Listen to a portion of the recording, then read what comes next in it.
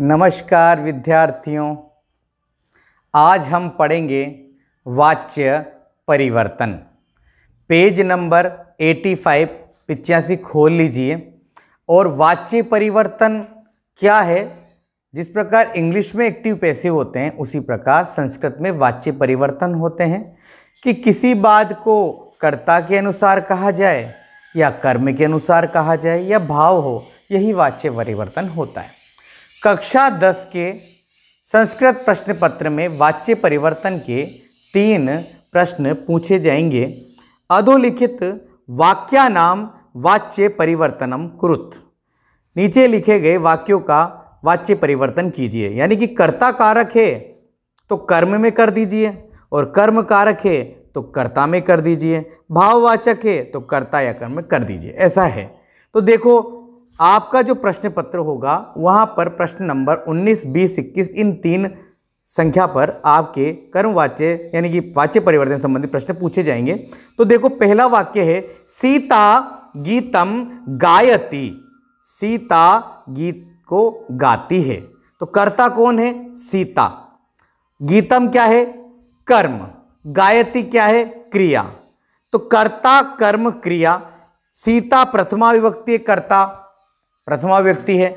कर्म में गीतम द्वितीय विभक्ति है और गायति कर्ता के अनुसार क्रिया है। इसका मतलब यह हुआ बच्चों की यह है हो गया कर्तृवाच्य।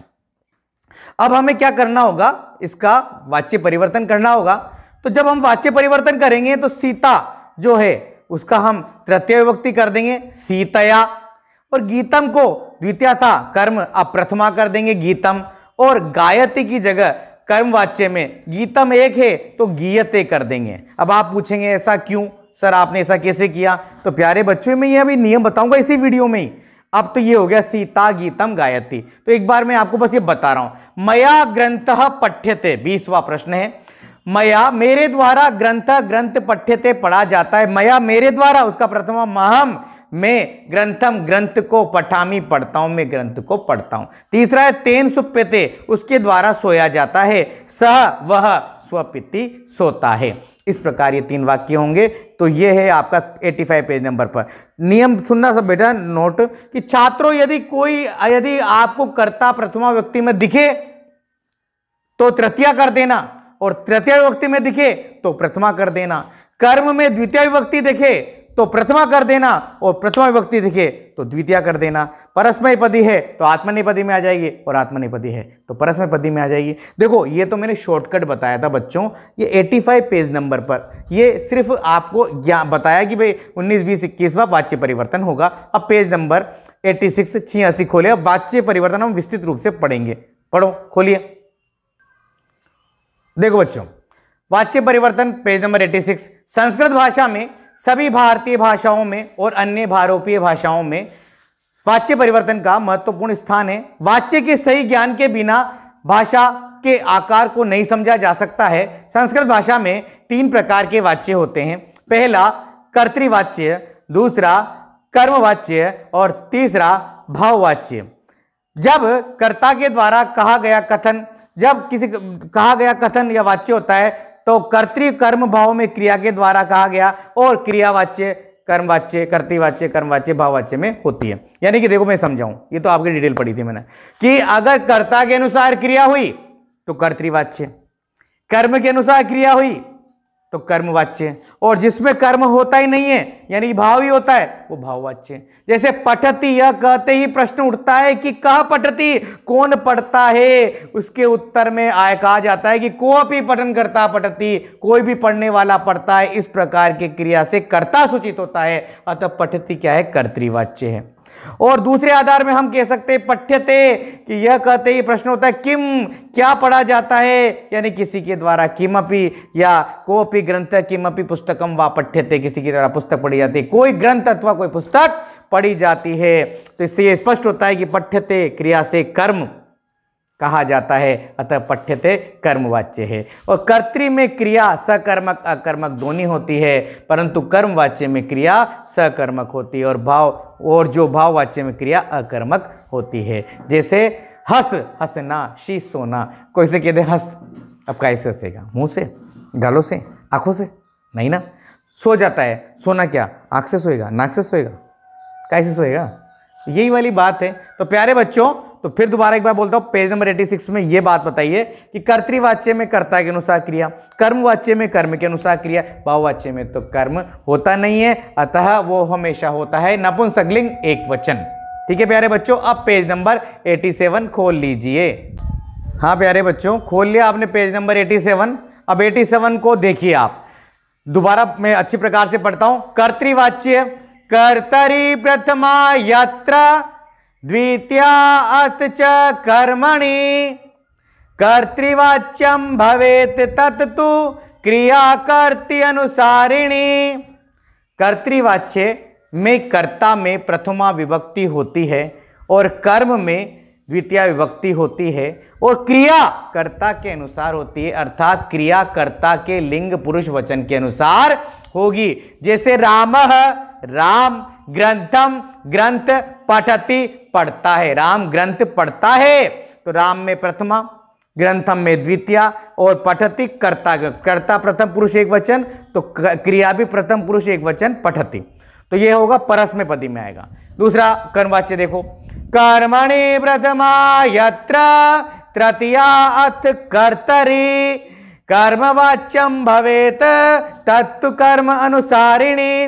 कर्मवाच्य में कर्म में प्रथमा विभक्ति होती है और कर्ता में तृतीया विभक्ति होती है तथा क्रिया कर्म के अनुसार होती है, अर्थात क्रिया कर्म के लिंग पुरुष वचन के अनुसार होगी। जैसे कर्ता रामेण ग्रंथः पठ्यते, इसमें आत्मनेपदी होता है, रामेण कर्ता में तृतीया कर दी रामेण और कर्म प्रथमा कर दी, ग्रंथम था ग्रंथः, रामेण ग्रंथः, अब ग्रंथ एक ही है तो पठ्यते, रामेण ग्रंथः पठ्यते। अब अगला भाववाच्य, भाववाच्य क्रियावक्ति न कर्तारम न कर्म च तत्र कर्ता तृतीयायाम क्रिया भाव अनुसारिणी, अर्थात भाववाच्य में क्रिया कहने वाली होती है, न कर्ता कहता है न कर्म, कर्ता में तृतीया विभक्ति होती है और क्रिया भाव के अनुसार प्रथम पुरुष एक वचन में होगी और नपुंसक लिंग में ही होगी। जैसे रामेण सुप्यते, राम के द्वारा सोया जाता है, तो रामेण सुप्यते, तो समझ में आया? तो ये है नोट। कर्मवाच्य और भाववाच्य की क्रिया के आत्मनेपदी धातुओं में य का आगम हो जाता है, वो यह आ जाता है पठति का पठ्यते, ऐसे हो जाता है। जैसे सेव का सेव्यते, पठति का पठ्यते। समझ में आया प्यारे बच्चों? ये था आपका पेज नंबर 87। तो ये ध्यान से ध्यान दीजिएगा, बेस बता ही दिया मैंने आपको। अब पेज नंबर 88 खोलिए। हाँ देखो, पेज नंबर 88 में क्या होता है कि वाच्य परिवर्तन तालिका दी हुई है मैंने। देखो, कर्तृवाच्य में कर्ता में प्रथमा, कर्म में द्वितीया और क्रिया परस्मैपदी। कर्तृवाच्य में कर्ता में प्रथमा, कर्म में द्वितीया और क्रिया में कर्ता के अनुसार क्रिया परस्मैपदी। अब कर्मवाच्य, कर्मवाच्य में कर्ता में तृतीया, कर्म में प्रथमा और क्रिया कर्म के अनुसार। भाववाच्य में कर्ता में तृतीया, कर्म नहीं होता, नो, और क्रिया आत्मनेपदी होती है और प्रथम पुरुष एक वचन नपुंसक लिंग में ही होती है। यह था। अब कर्तृवाच्य कर्ता सारणी में आपको सुना देता हूं, बच्चों को तो याद ही होगी, शायद आप सभी को मैंने बहुत बार याद करवाई। सह तौ ते, प्रथम पुरुष एक वचन, सह माने वह, तौ माने वे दोनों, ते माने वे सब। त्वम युवाम यूयम, मध्यम पुरुष, त्वम माने तुम, युवाम माने तुम दोनों और यूयम माने तुम सब। अहम आवाम वयम, अहम माने मैं, आवाम माने हम दोनों, वयम माने हम सब। तो ये तो था कर्ता सारणी, प्रथम पुरुष की, मध्यम पुरुष की, उत्तम, यानी त्वम युवाम यूयम मध्यम पुरुष होता है, हमेशा मध्यम पुरुष होगा। अहम आवाम वयम हमेशा उत्तम पुरुष होगा। शेष जितने भी कर्ता होते हैं वे प्रथम पुरुष में आएंगे। अब इनकी मैंने कर्म और भाव के अनुसार कर्ता सारणी बदली, यानी तृतीया में बदली। तेन ताभ्याम तय, प्रथम पुरुष, त्वया युवाभ्याम युष्माभिः, मध्यम पुरुष, मया अवाभ्याम अस्माभिः, उत्तम पुरुष। अब समझना मेरी बात को। सह आया तो तेन कीजिए, तव आया तो ताभ्याम कीजिए, ते आया तो तय कीजिए, त्वम आया तो त्वया कीजिए, युवाम आया तो युवाभ्याम कीजिए, और युयम आया तो युष्माभि कीजिए, अहम आया तो मया कीजिए, आवाम आया तो अवाभ्याम कीजिए, और वयम आया तो अस्माभि कीजिए। ये तो आप समझ में आ गया होगा। कर्ता को ऐसे चेंज करते हैं। अब जो पठ धातु को परस्मै में आपको याद है, पठति, पठत, पठन्ति प्रथम पुरुष, पठति एक वचन, पठत द्विवचन, पठन्ति बहुवचन, ऐसे सह प्रथम एक वचन, तौ द्विवचन, ते बहुवचन, ऐसे पठति, पठत, पठन्ति, पठसि, पठथ, पठत, पठामि, पठावह, पठामह। अब इसका क्या बनेगा? आत्मनिपद, पठियते, पठियेते, पठ्यन्ते, पठियेथे, पठियेथे, पठ्यद्वे, पठ्ये, पठ्यावहे, पठ्यामहे। यानी पठती है तो पठ्यत। अब इसमें तो ध्यान रखना कर्म के अनुसार चलेगा, बस ये ध्यान रखना प्यारे बच्चों। तो ये था कर्म, यानी कि ग्रंथ शब्द पुल्लिंग में देखो, ग्रंथ का देखो, कर्म का भी देख लो आप। जब अगर कर्म में ग्रंथ है तो ग्रंथ का प्रथमा हुआ ग्रंथः, ग्रंथौ, ग्रंथाः, और द्वितीय विभक्ति ग्रंथम, ग्रंथौ, ग्रंथान, राम की तरह। तो जब आपने देखा ना, रामः ग्रंथम पठामि, राम ग्रंथ पठति, रामः राम ग्रंथम ग्रंथ पठति पढ़ता है, तो रामेण ग्रंथः पठ्यते। समझ में आया ना? यानी चेंज करते हैं। तो ये आपका था पेज नंबर 88। प्यारे बच्चों समझ में आएगा। वैसे भी वो पुरुष बता दूं, उत्तम कहता, मध्यम सुनता, उत्तम कहता, मध्यम सुनता, अन्य की होती बात, मैं कहता तुम आओ, मोहन के साथ सुंदर हुआ प्रभात। उत्तम कहता, मध्यम सुनता, अन्य की होती बात, मैं कहता तुम आओ, मोहन के साथ सुंदर हुआ प्रभात। देखो बच्चों, अब अपन पढ़ते हैं कर्तृवाच्य को कर्मवाच्य में कैसे बनाते हैं। तो देखो, सह पठति, सह वह है एक, तो स का क्या कर दिया हमने? तेन कर दिया। पठति, तो यहां तो कर्म है ही नहीं, तो पठ्यते कर दिया। तो आप याद करो, सह पठति, तेन पठ्यते, तौ पठतः, तभ्यम पठ्यते, ते पठन्ति, तय पठ्यते।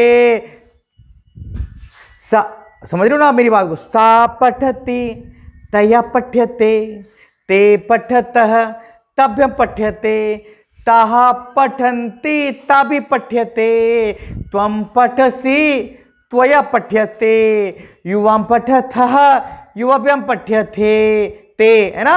और यूयं पठथ, युष्माभिः पठ्यते, अहं पठामि, मया पठ्यते, आवां पठावः, आवाभ्यः पठ्यते, वयं पठामः, अस्माभिः पठ्यते।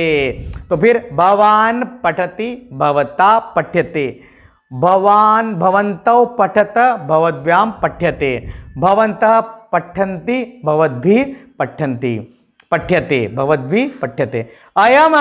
अयं बालकः पठति, अयं बालकः पठति। अयं की तरह क्या हुई? अनेन। बालक की तरह क्या हुई? बालकेन।